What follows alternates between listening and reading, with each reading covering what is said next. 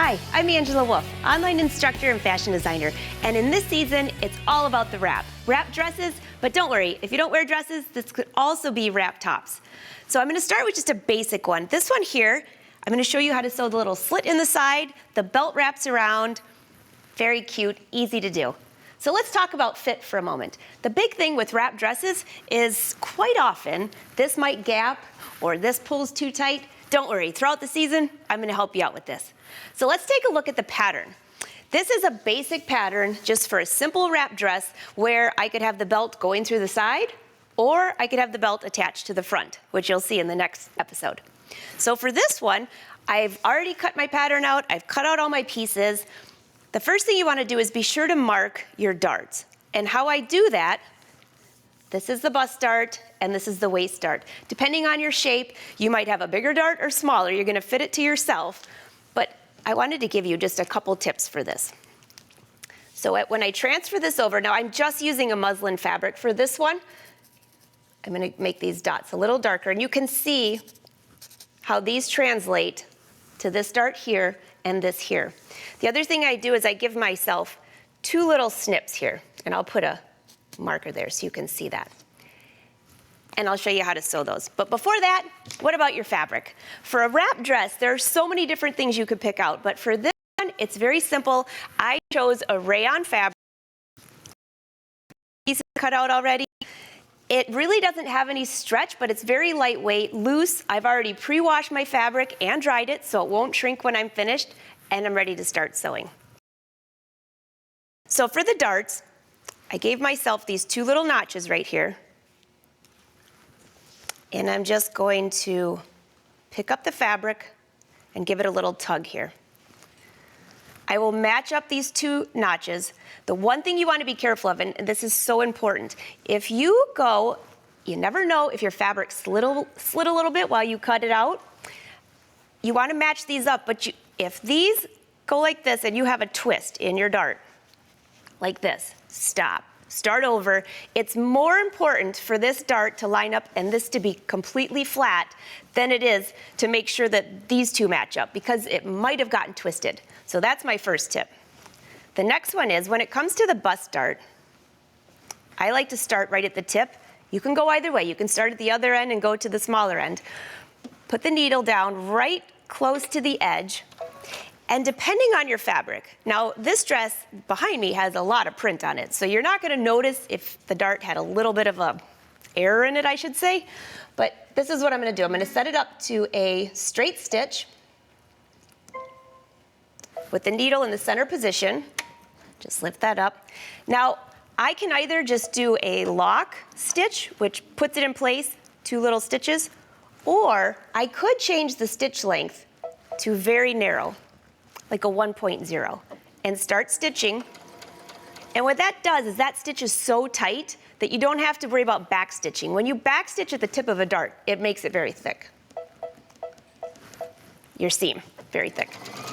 And then I'm just gonna stitch forward and get to this end, and here I will back stitch.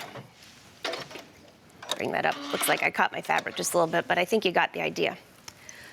So this is my bust dart. And now, because I did those little stitches, see how the tip, there's no gapping. I will press that in the down position, and let me show you this dart here. Now this is a shorter version of the dress behind me. I'm gonna take this part here, give it a little tug, and fold this over. If this mark and this mark don't match up perfectly, it doesn't matter. It's about getting these two, and then let's sew the dart again. Starting with a lower stitch, put the needle in a down position right on the edge of the fabric. Start stitching, and then go back up to your regular stitch. Depending on whatever fabric you're using, you might be a 2.5 to 3.0. Stitch around the bust and back down. Again, the dart is going to be fit specifically to your shape. So the dart on the pattern is just a suggestion for you. There you go. Just like this. Now I'm gonna give this a pressing, but one more thing I want to point out here. Do you notice that this is a nice curve and it's not like a pointed dart? That's very important. So let's give this a quick pressing. And I'm just gonna press this in the down position. You press these bust darts going down, and all of the other darts, if it's on the center back or center front, you press them towards the center of the garment. So there we go. So that's the darts. Now let's get to the neckline. This is one of the trickiest parts, so I want to focus on that right here. And if you can't get this part right, you're gonna not want to wear your dress. So let's see. I already have my whole top sewn together. You can see my darts are pressed to the inside. I'm using contrasting threads so you can see this. And you have to sew your shoulder seams together. So I have this entire raw edge, which would go right across my neckline. This is bias tape, cut 2 inches wide, and I've pressed it in half. All right. There's a little trick to this. You can't just sew and it's just gonna stay where you want it to go. So I'm gonna put this in, right? What I'm gonna do is line up my foot right to the edge of the fold and here. It's just an easy way. Bring my stitch length back to a 2.5 and start stitching.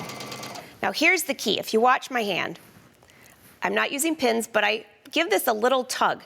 This front area here can stretch out really easily. You don't need to stay stitched because we're wrapping it with bias. So I give this a little tug, and then I'm holding it to the fabric, and then stitching.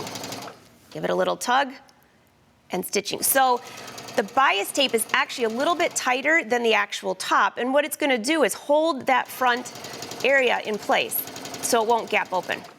Now when you get to the shoulder area, it's not as important. You don't want puckers up here, so here I'm just gonna stitch.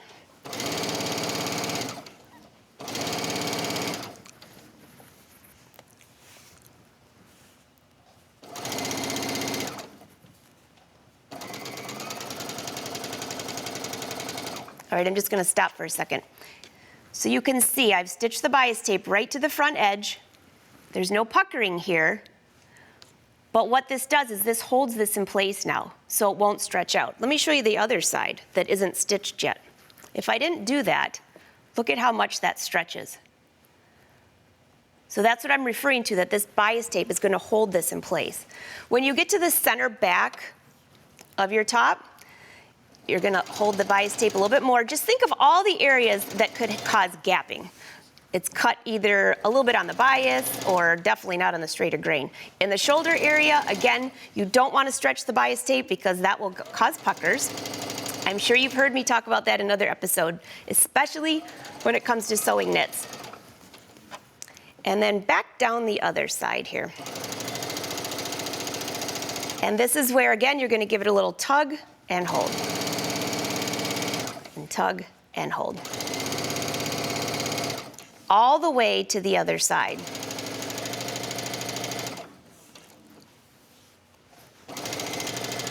Again, so I'm not sewing on the fold. What I'm doing is using the fold as a guide for the edge of my presser foot. So you can see there's the stitch, there's the fold. And the next step that I'm going to do then is to press the seam allowance into the bias tape. So let me go this way, you can probably see better. And wrap this around and tuck it under. I'll show you a close-up. I've already done this for you. So here is the top, same thing, except now it's pressed. I went through and I trimmed some of the seam allowance if it was too long. Using that fold as a guide, tucked this under and wrapped it like this. Now you could buy pre-bought bias tape, but this is creating your own out of the same fabric. So once this is pressed, this is the wrong side of the fabric, I'm gonna go to the right side, and I've already attached this to the entire neckline. Go to the right side and you're going to just stitch right along the edge. And what it will do is it'll capture that bias tape at the bottom. So if you go right to the edge, I'm not stitching in the ditch, if you know what that is. I'm not stitching right there, I'm stitching on the bias. I'll try to keep my hand out of the way so you can see. Again, if you start with a fabric that has a little crazy print, if your stitches aren't perfectly straight or something like that, you won't notice as much. So just a little hint there.